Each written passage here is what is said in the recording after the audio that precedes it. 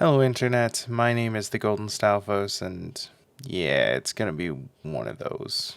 Now let me start off by saying I'm not a black person, and I realize that this movie is important to a lot of black people because it represented kind of a milestone in getting representation in big popular movies. I get it.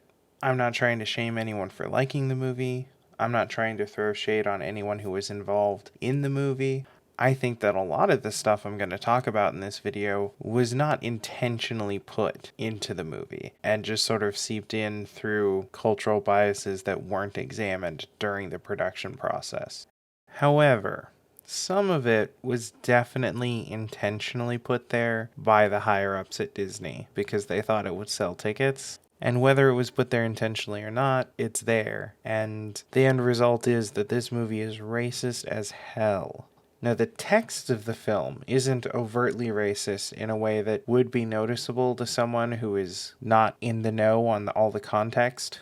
There are some vague allusions to American racism by Killmonger, but quite frankly, if you showed this movie to someone who isn't familiar with the situation in America, that might go over their heads.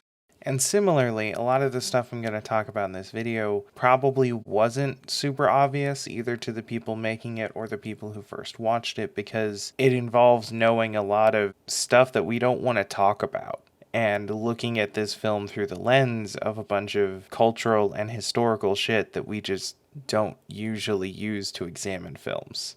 It's also worth noting that a lot of these issues aren't solely the fault of this film. You know, some of it comes from the comics, some of it comes from marketing bullshit, but it all adds up regardless of where it comes from. So, alright, preamble out of the way, let's talk about why Black Panther is one of the most racist movies I've ever seen. To be fair, I tend to go out of my way to avoid watching racist movies, but still. So the first and kind of most important thing in the video is the people of Wakanda are not black. They are white. Now, I know that sounds fucking stupid, but hear me out. Racial identity isn't really a built-in fact of the universe. It's kind of a thing that was established by imperialist Europeans as a way to define in-groups and out-groups and to talk about the different kinds of people they had conquered. And that's why if you look throughout history, when people are talking about who counts as white, they often exclude the poorer European countries. Like, the Irish aren't really white, they're Celts. And until suddenly we decide, oh yeah, they're white, sure. And that's because the people in power were using racism as a way to define people who are allowed to have power and people who aren't allowed to have power. And the people who are allowed to have power are white people. And everyone else gets some special word assigned to them, no matter how ridiculous it is. Similarly, the concept of a black identity kind of comes from having survived that shared trauma. Black people aren't just people with dark skin, they're people who have experienced the horrors of imperialism and racism throughout the centuries. The Wakandans did not experience that. While the rest of Africa was being imperialized, Wakandans sat in their ivory towers and watched it happen. They had the power. They were the white people. They didn't go out and conquer. They just stayed where they were, but still. Now, this in and of itself isn't like a core problem with the film. A film doesn't have to be about the black experience in order to be a good film. Most films are not. And quite frankly, even a film with a mostly black cast doesn't have to be about the black experience. Lots of them are comedies or horrors or whatever. Not to say that they don't also put in some messaging underneath the surface, but that's separate. The real problem comes from the fact that this information is only half understood by the film, and the film still tries to be about the black experience specifically in America, even though it's not set in America, and it's about a bunch of people who have no connection to that experience whatsoever. It's almost like someone vaguely wanted to copy the themes of Coming to America, but in reverse, and they didn't quite understand how to do it, and it just resulted in this giant mess of racist bullshit. The entire core conflict of the film is that Killmonger, an American soldier comes in, takes over the country, and tries to use the country's resources to militarily advantage black people in America. Now, this is obviously fucked up on several levels. Like, one, there is no clearer example of imperialism than an American soldier taking over a foreign nation. Two, killing people is bad, so that makes him a bad guy. Three, the film is trying to tackle a very real and present issue of racial inequality in America, but proposes a fictional and nonsense solution of appealing to the power of a fake African nation that doesn't exist. And three, asking an African nation to fix the problems in America is a little bit fucked on its surface, even if they weren't the victims of imperialism. Like, sure, Wakanda is like the richest country in the world because they're hidden vibranium shit. Okay, cool. And sure, rich countries should share the wealth and do what they can to help poor countries. But America's not a poor country. If you discount Wakanda, America is the richest country in the world. I'm not saying that black people in America don't have to go through shit, because boy howdy they do, but it's kind of trivial compared to the shit that black people in Africa are going through. Like, you do realize that apartheid didn't end until the fucking 90s, right? Like, kids growing up in South Africa today can hear their parents talk about what apartheid was like. Not their grandparents, not their great-grandparents, not a story from 4 generations back, just their parents. The people who are living and working and making that country exist today lived through that shit less than 40 years ago. The government of Uganda is less than 20 years old because the consequences of imperialism are so devastating that they keep erupting into civil wars. And it's like that for dozens of countries across Africa. From Sierra Leone, the country that has the highest infant mortality rate in the world, to Somalia, a country that's so desperately struggling with poverty that they're kind of known for piracy because that's the only way that people can survive. And the list goes on. Chad, the Democratic Republic of the Congo, the fucking Liberia, like so many African nations are still struggling with the after effects of imperialism and could use so much more help than fucking Americans. But the film doesn't give a shit about that because the film isn't marketing to poor people in Africa. It's marketing to affluent black people in America who can buy movie tickets. So when the movie tries to talk about the after effects of imperialism and what should be done about it, they talk about what can be done in America and not what can be done to benefit the global south and the people who actually are really suffering from this shit today. If you want to make the case that rich nations have an obligation to help the victims of imperialism, yeah, I agree. But that starts with Americans helping out Africans, not the other way around. And this sort of fundamental dissonance kind of undermines everything about the film. At the end, when Killmonger is dying, there's this big dramatic moment where he makes a statement about the horrors of slavery. And it's meant to be really powerful, but it just comes off as a fucking poser.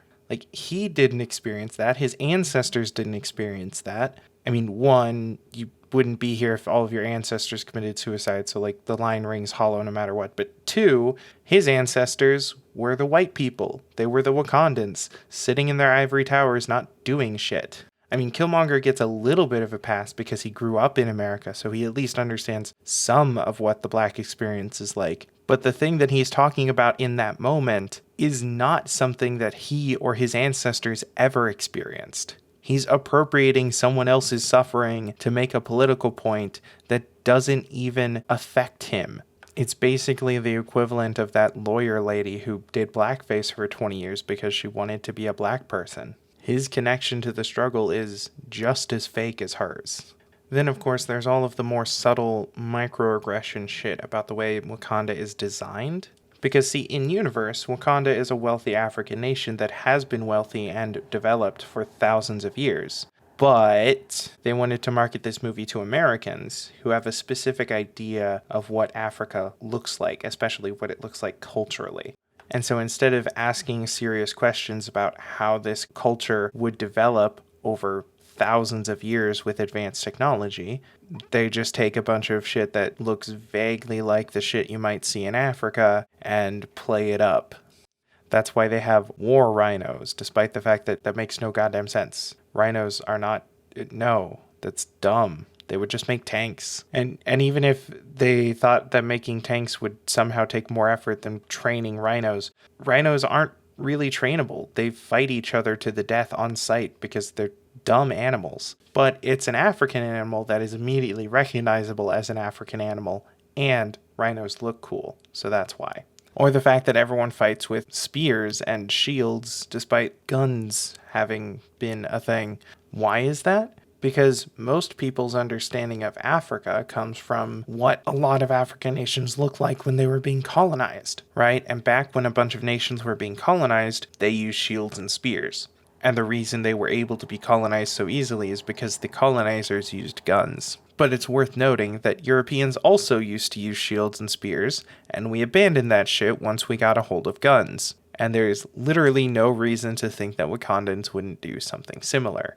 And the only reason they have this kind of stuff is because it falls into the American mythologized idea of what Africa looks like. That's why half of their buildings are made with thatched roofs and the other half look like they're super high-tech. Because they have high-tech shit, so they need to have high-tech buildings, but African buildings are supposed to be thatched roofs. That's what Americans expect. Despite the fact that lots of different architectural styles have existed in Africa, and most of them are not thatched huts.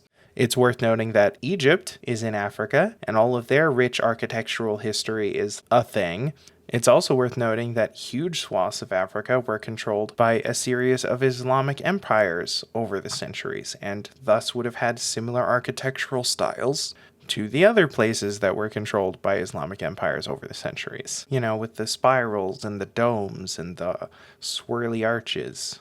I'm not an architect. I can't explain what the names of all the special architecture stuff is. I just know they had those big domes that looked like an upside-down onion or something. And obviously, Wakanda wasn't conquered by these previous Islamic empires, so they wouldn't have that exact kind of architecture. But my point is that if you've had advanced technology for thousands of years, you're not going to be living in thatched huts. You're going to be living in whatever you can make with your cool advanced technology. And there should be a hodgepodge of different styles that have evolved over time, both in the architecture and the clothing and the weapons and everything about their culture, because technology shapes culture. It always has. There's a reason that London looks completely different today than it did 300 years ago. London hasn't been conquered by anyone. It hasn't been shifted by any outside cultures. It just looks different because shit changes over time. Shit changes when you get more advanced technology. Shit changes when you have a different political perspective on how shit should be arranged. But no thought or effort went into asking how that would look in an African nation because they just wanted to evoke a bunch of imagery that Americans associate with Africa because they're trying to sell the movie to Americans. And the end result is that this highly advanced civilization with medicine and technology beyond our reach still fights with fucking spears and domesticated animals. Because, it's ridiculous. The long and short of it is that this movie uses the idea of talking about racism as a marketing ploy, but isn't actually interested in talking about racism. It isn't at all interested in understanding or exploring imperialism, but it wants to make you think that it is, so you'll buy tickets and talk about it like it's so culturally woke. And this was evident before the movie even came out, right? Like, this was always part of their marketing. Before the film even came out, there were articles talking about how it is the most diverse film ever made, simply because it has a mostly black cast. Even though the word diverse means lots of different groups, not lots of one group. It's homogenous. It's just homogenous in a different way than the average film. But it's not like this is the first time a movie has ever had an all-black cast. I mean, basically every Eddie Murphy movie had an all-black cast. Jordan Peele's movies are all black now. And sure, Black Panther is a little bit different from those because, one, it's a superhero thing tied to a larger franchise, so it can get an audience that those films might not be able to. And two, it's not being made by a famous black director, so it doesn't take black issues seriously the way it should. And instead just uses black people as a prop to sell the movie, which sucks. Again, no shade to anyone who was in the film or who cares about the film, I get it. I just feel kind of bad that this is the big milestone film that the black community got instead of something that actually takes their issues seriously. Happy February, everybody. This is probably going to be the only video I do about black issues during Black History Month, but thank you all for watching. I'll see you in the next life. Laters. Oh, by the way, if someone wants to point to a black creator who did a better take on this movie, please do. I'll put links in the description or whatever. I definitely don't want to be the loudest voice about this. I think Feek was planning to do a video about this, but is doing the Obama thing first instead. So, like, I don't know if he makes a video about this, I'll definitely put it in the description later. But yeah, laters. Hey, Endcard here. Be sure to like, comment, and subscribe. Like, seriously though, please subscribe. I have like no subscribers. It's sad. If you want to find me on other social media stuff, you can do that at the Golden Stalfos on basically everything. Links to that are in the description, as well as to some charities I like but am obviously not affiliated with. I also have a Patreon if you like me so much that you want to give me money, though obviously only do that if you have money to burn, and if you do have money to burn, they're the charities I mentioned before. They probably need it more than I do. Mad ups to my girlfriend for doing all the editing for these videos. It's a really big help. Oh, and I occasionally stream on Twitch, so follow me there so you don't miss it. I don't have a formal schedule because when I tried to have a formal schedule, I couldn't keep to it, so oh well. Okay, thanks, bye!